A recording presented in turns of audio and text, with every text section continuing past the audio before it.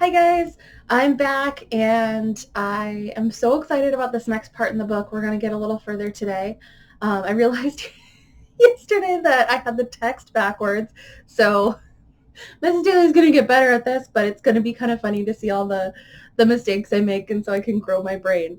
Um, so hopefully today you can read any text or anything that comes up. It won't be backwards.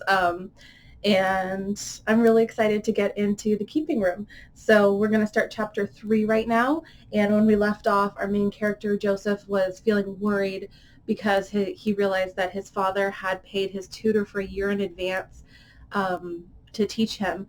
And so he's really thinking, oh my gosh, my dad was thinking about being gone for a year. That's so long.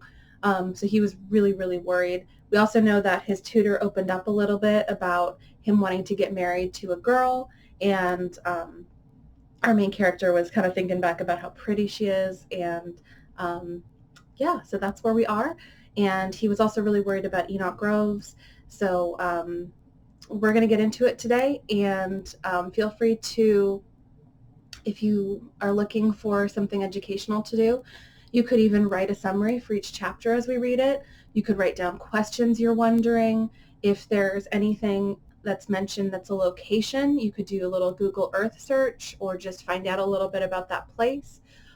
This is historical fiction, so some of the parts of it are invented, but it's also grounded in history. So you might do a little search and see, was there a real character? Was there a real battle at this time? And those kind of things. So I know you guys are probably thirsty for knowledge at this point, and you have really good minds. So any creative way that you can use to start to gather information would be really good. We're going to get into chapter 3. So here we go. My sip of coffee. Oh, so good. All right. Chapter 3. Dear Father, it is hard to fill my days without you. When I walk about in town, men no longer bow their greeting. In fact, I often receive no notice at all. Am I not worthy of a greeting without you? If I am not the son at your side, who can I be? So think about status, how we had our triangle that we drew, and who was at the top of our triangle? The king, good, royalty. Who's below that? Okay, so gentlemen, people with a title, lords, ladies, okay? And then below that is going to be everybody else. So we know that the father is important. He's got one of the really nice houses in town. People, from what his son is saying, are bowing when they greet him.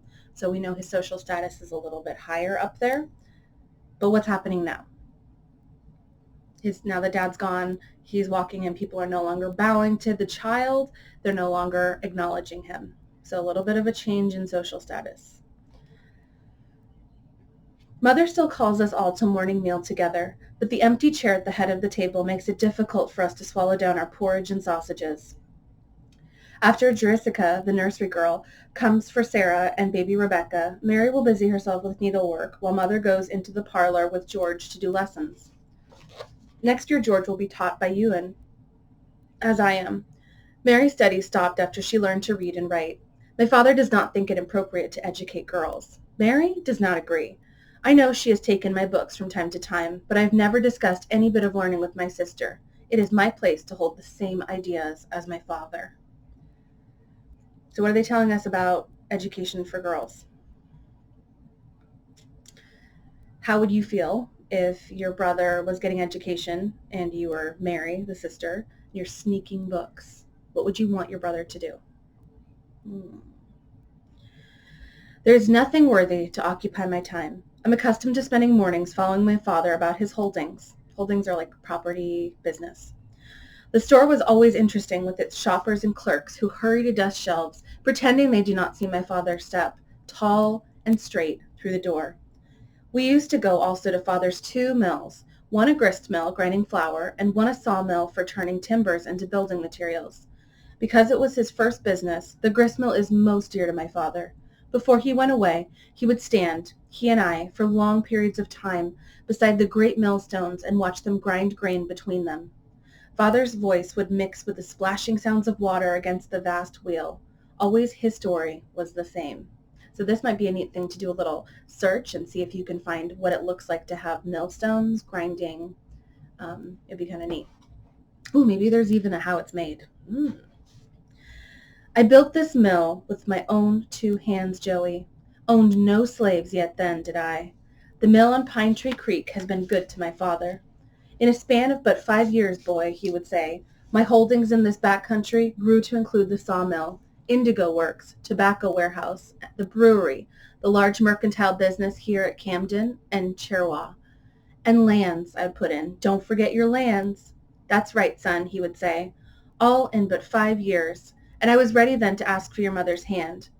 Never tiring of the story, I would stand beside my father and listen.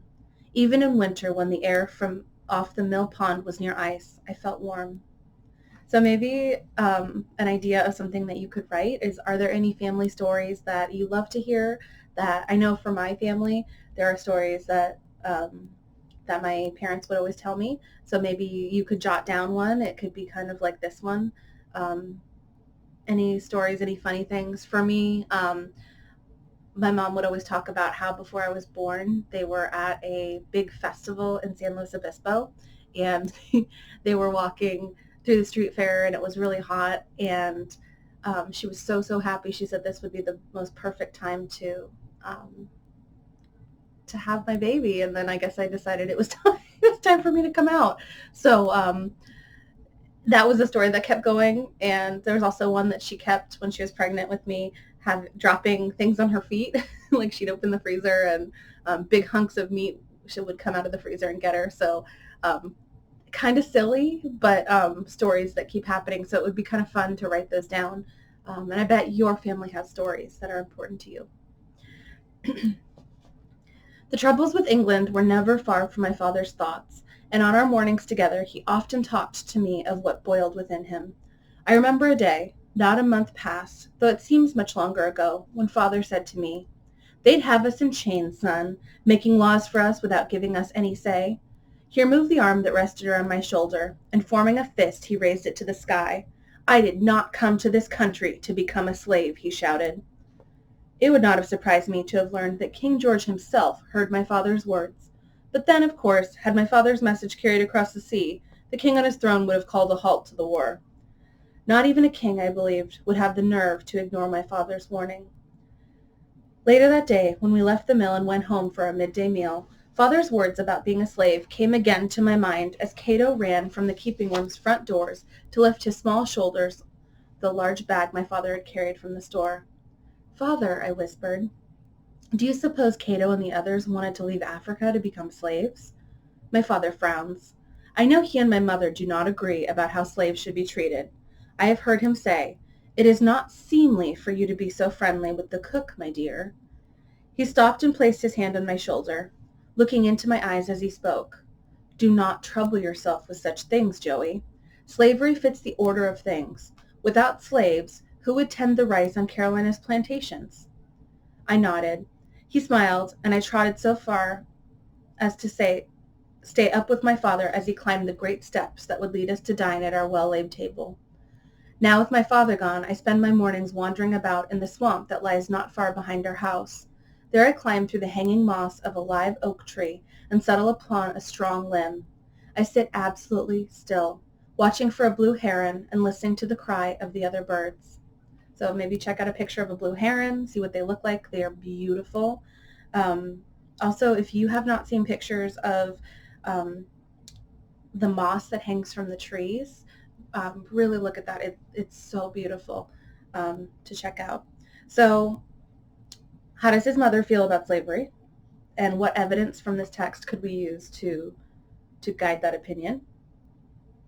If you want to pause the video and think about that, write it down, that'd be good. We could look back and we could talk about how the mother is friends with Biddy, the woman who's enslaved. So even though as a woman she might not have as much power in saying, no, we're not going to have slaves, she's able to continue that relationship as a friend and keep it really strong, treat her enslaved people the best that she can. How does the father feel about slaves? So he's pretty clear that he thinks that there's a natural order about that.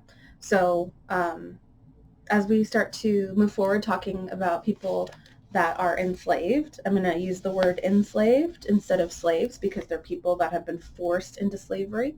And instead of using the slave owner or master, I'm going to use the term enslaver because he really is forcing them into that. And we'll be, hopefully when I can figure out how to use the technology a little better, I'll be able to insert some documents that you guys can check out about the differences between indentured servants and enslaved peoples. But there's some really interesting things that I'm looking forward to sharing with you about that. But it's a really tough thing for him to be growing up with the message from his father, who he admires so much, telling him that there's a natural order to things. And it seems like he might be beginning to question. So we'll see where that goes in this book. I wonder where my father is. It comes to my mind that he may be dead, but then I dismiss the thought. Are not the yellow warbler and the little brown wren still holding forth with their morning song? Surely no bird in all of South Carolina would call out joyously if Colonel Kershaw were no more. But on this particular day in late May of 1780, I do not dress for a day in the swamp. Instead, I put on a new linen shirt with ruffles at the throat and sleeves to show from beneath my waistcoat. I also choose a pair of my best silk stockings to fasten with garters at my knee breeches. I'm going to town, and the son of Colonel Kershaw must cut a fine figure on the streets of Camden. But a thought comes to me as I say aloud, he must also put on startups. So I pull on the large boots over my buckled shoes that protect them from the mud in the streets of our little city. So remember, they're not going to have paved roads everywhere. They're going to have cobblestone in some places, but a small town might not have that yet. And so you got to be really careful if you're a fancy gentleman or son of a gentleman like this, because you have really nice soft leather buckled shoes that you don't want to get all dirty. Camden needs boardwalks, Joseph. I remember my mother scolding my father at our evening meal one day last spring. I might find it pleasing to go about town except for all that mud. Don't you think you ought to see to the walks? Send Cato to town, my dear. Do you forget that you are the wife of Camden's founder and most prosperous citizen? And perhaps you forget that we are at war. I have the redcoat enemies to see to. He pushed his chair back from the table. I do not forget the war, Mother said, and her voice took on a sad sound. But in truth, I would like to. Then immediately she began to urge each of us children to take more smoked ham from the big platter. So I remember with my mom or my dad, if they were worried, sometimes they'd be like, eat more. Has that ever happened to you? So mom's kind of feeling worried, and so she's like, eat all this ham. Now I dress as I go about town. I know that even had I not covered my shoes, I too would be more worried about the redcoats than about the mud. I try to set my cocked hat in an angle that would make me look jaunty and unafraid. I do not tell Mother that I'm going. I cannot bear to see the questions in her eyes, so I slip quietly down the stairs. From the open parlor door, I hear her discussing George's copybook with him. You make too many ink blobs, she complains. You must be more careful with your quill.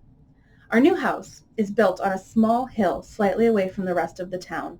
I stand on the high porch and look down on what once seemed a safe place, a peaceful world. Before me lies our green thick and undisturbed now, except for the occasional cow or horse that Cato might stake there to graze. Once the green vibrated with the sound of balls being whacked with cricket bats and with the sound of boys' excited voices.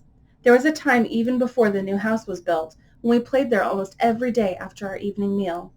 There's been no game since last October. Jacob, the blacksmith's son, had time away from his father's shop that last game day. We laughed in the autumn sun, pushing one another good-naturedly, but things went bad when David Brinker lost his temper with Charlie Eaton. It's not your turn, Tory, he shouted. It is, Charlie raised his fist, ready to strike, and I'd rather be a Tory than a rotten, no-good rabble. The game was over. I knew it was Charlie's turn, and I knew that Charlie had a friendlier spirit than David Brinker, who whined when he lost the game. Still, the sides were drawn, and I stood with the other boys whose fathers were near ready to fight the king. So Tory's going to be the way that they can insult or refer to a British, someone who supports the king. So they're going to have a couple different nicknames for them. There's going to be King's Henchman, Lobsterback, Tory, Redcoat, a whole bunch of different names that they're going to use to show that. And they're also, of course, going to have ones for the people on the other side. So if you're supporting independence, you're going to be called a rebel. You're going to be called a Yankee. There's going to be different things that they're both going to throw around, and it's going to be awkward because people that were living together in a town that had been living together for a long time, they have relationships, friendships, they've known each other for years and relied on each other in colonial life.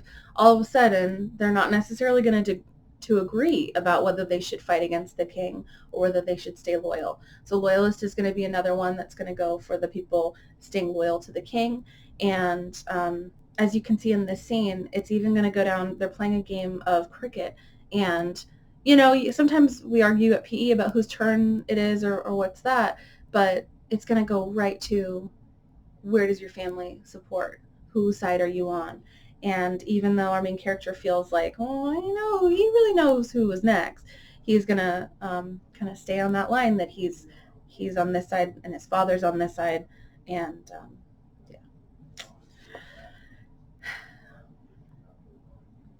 Only Lynn Knoll stood with Charlie as a loyalist. I liked both boys and wanted just to go on with the cricket game.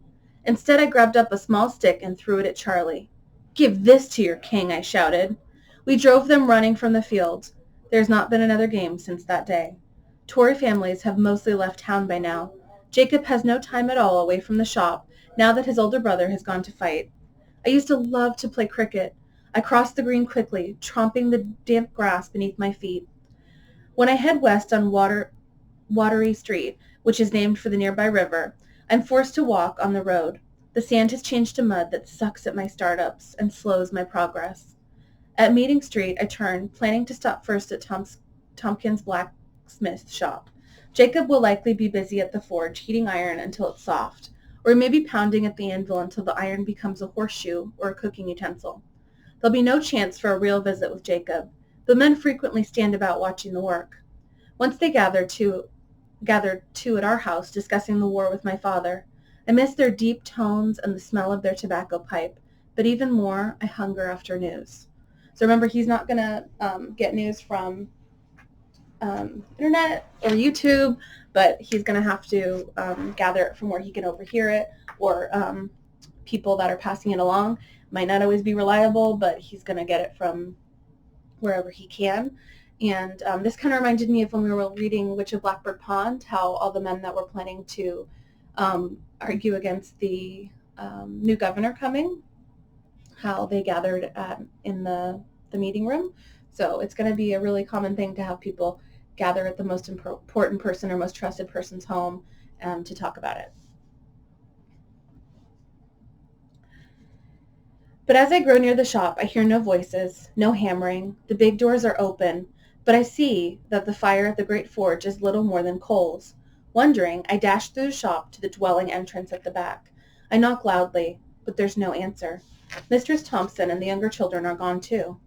Leaving the dim shop and moving back into the sunlight, I shade my eyes and look down the empty street. Where are the people? Have the British come and carted them all away? The innkeeper's wife hurries from her front door, which is in the middle of the block. "Where is everyone?" I yell. She's moving away from me as quickly as her short, plump legs will carry her, and I strain to catch her shout of, "Square!" The town square, of course. Something has happened, and everyone is gathering at the square. I feel resentful that no one has come to Kershaw House to tell us, but my resentment does not keep me from moving. Unlike the mistress of the inn, I do not stick to the streets. Instead, I dart between the houses and shops, making a more direct path to the square. My startups slow my pace, and I toss them aside. The shoes, I think, may go too. If necessary, I will not hesitate to run through my own town in my silk stockings. Behind one house, my way is blocked by a large pig pen. I hurdle the fence, ignoring the snorts of the pigs. At the other side, I jump again. This time my hat falls from my head. I do not look back at it. Let the pigs quarrel over which of them might look best in a cocked hat. The crowd I see as I come out on Broad Street is big. Men in their work clothes, some with tools still in hand, women with the lace caps they wear only inside upon their heads, and children everywhere. Even old Grandfather Murphy, who must have been carried, sits under a tree. My exhaustion forces me to slow at the back of the crowd, but breathing heavily, I begin to shove my way forward, because someone shouts, "We've gathered now! Out with it!" As I push between two ladies, one of them swats me with the end of her long apron and says, "Mind your manners there, young fellow." I ignore her. I drop down to a crawl between the widespread legs of a tall man in leather breeches. I listen while I move, catching comments that tell me battle news that has just arrived. Now my heart beats fast, as much from fear as from running. Isaac Kent, who owns the tavern, seems to be acting as town leader in my father's absence. He holds up a hand to the crowd. "Let all be silent," he calls. "We will hear the boy now." Just a space or two away from Mr. Kent, near a large wooden barrel, stands a boy. He looks to be perhaps 2 years younger than I am. His clothing is that of a farmer, with worn shirt and no stockings showing between the coarse woolen breeches and broken shoes. Mr. Kent gives a leg up to the boy, who climbs upon the barrel and removes his broad felt hat. The crowd still murmurs. "Silence!" the tavern owner thunders. "Let Will have his say." The boy wipes his hands first across his face and then upon his breeches legs, and with a deep breath he begins. 40 miles or so from here it be, not 2 miles from me own home, out in the open woods, just trees by and by, not so as for cover. It fell out this way. Tarleton was the British commander, and a fellow named Buford leading our side. Them that lived told it, some with their last breaths. Tarleton sounded his bugle. Will holds an imaginary horn up to his lips, but the crowd moans. "Go on, lad," urged Mr. Kent. "Leave out the bugling." The boy looks disappointed, but continues his story. Tarleton advanced with the infantry in the center and the cavalry to the sides. Buford's rear guard got hit first. Will's eyes appear to be almost popping from his head. Cut to pieces they was. Lieutenant Pearson was shot down, then got his nose cut off and his lips too. Even his eyes knocked out, but he was still a-breathin' when I rode off. He pauses to take a breath. "For God's sake, lad, what happened to Buford's other men? Did they hold them?" someone shouts. So this kid is enjoying the attention, right? It's a big story. Everybody's listening to him. He's taken the moment. What evidence from the text could we point out? How do we know he's enjoying that?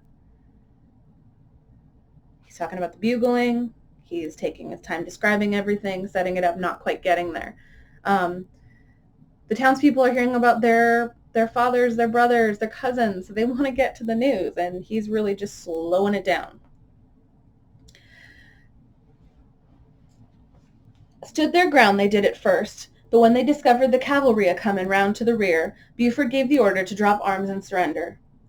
Cruet him what hoisted the flag of truce was cut down. Them redcoats took a massacrin', tossin' wounded about on their bayonets and torturing 'em to death, blood running everywhere, and all of them begging for mercy, going for nothing. Except for some gasps, the crowd stayed amazingly quiet. I cannot bear to focus on what he's saying. Indeed, I stare at his legs, bare and red from being held close to the horse on a long ride. Then I force myself to look about me, knowing that behind those white faces, minds grope with the same question burning in my own. I wait for someone to shout, "Colonel Kershaw's Camden troops, were they with Buford's slaughtered men?" As if by some silent pledge, no one asks the question, and Wills goes on. "Tarleton took prisoners. Not so many. Dead and dying was everywhere. More than 100 dead, me pa wagers. He's there now along with the others, helping the Reverend Carnes put bodies into one big grave and toting them what might live over to Waxhaw Church to be treated. Ride quick to Camden, me pa says to me. Carry the news. I am my father's son, I tell myself. It is I who must give voice to the question.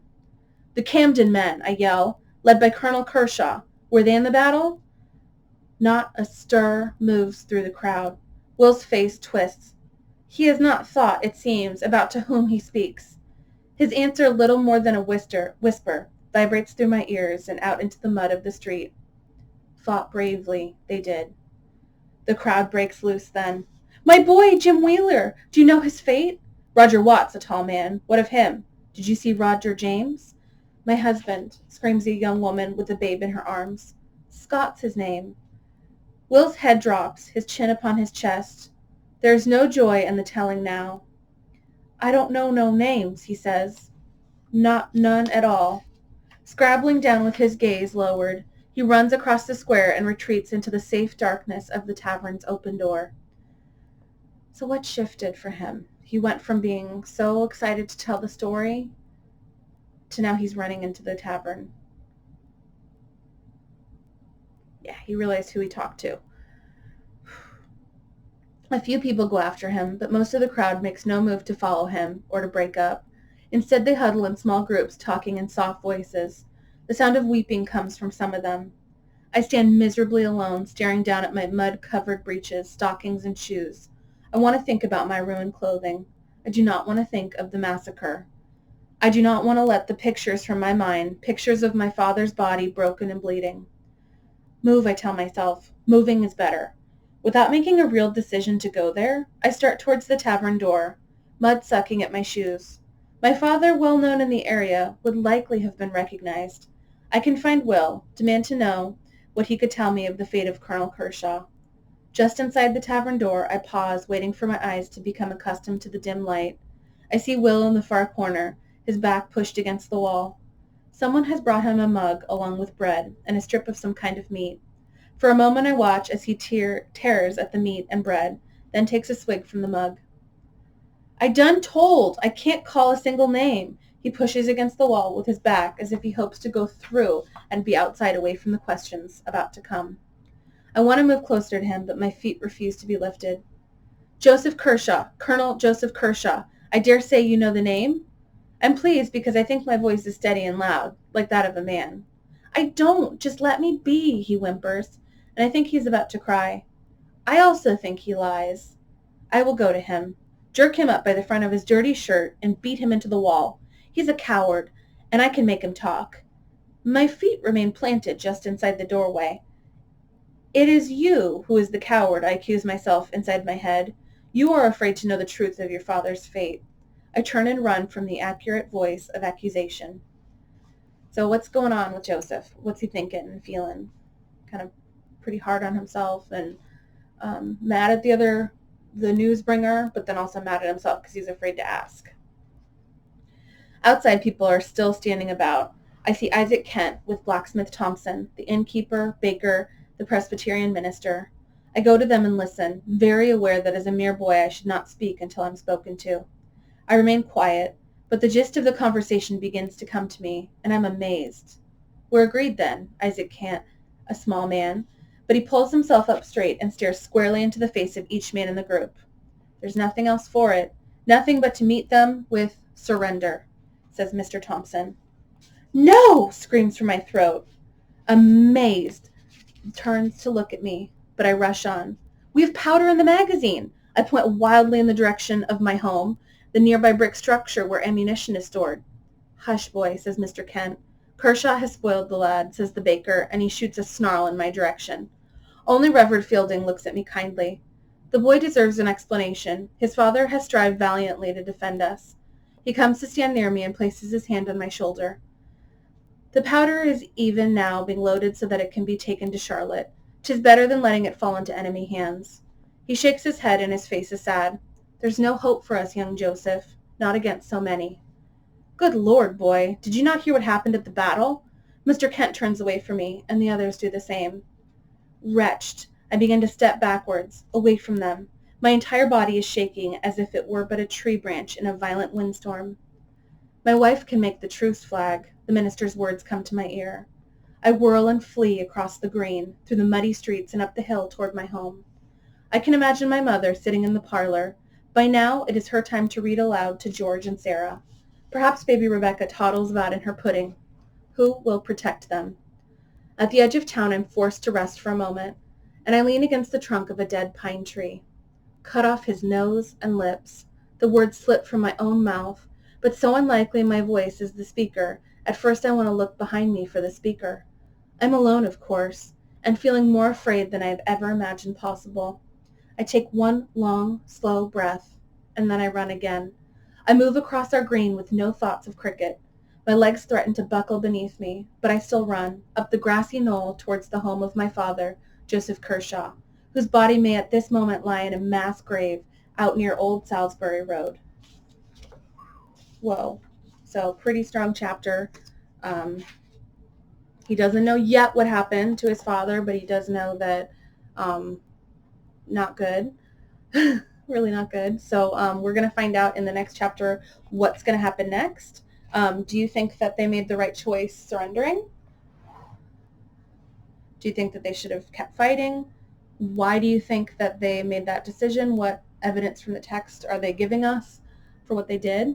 And did they fully surrender, or was there in some small way something that they did to keep helping the revolutionary cause? One action in there. So jot your ideas down or comment from below, and we'll see. Oh, I almost forgot to show you my shirt. So I wore my Too Cool for British Rule shirt today for you guys because they are way too cool. And our Ben Franklin has a pretty sweet pair of sunglasses on there. I wish you guys well, and I hope you have a good rest of your day. Be kind to your families and help them with some chore. All right, I'll see you guys later. Bye-bye.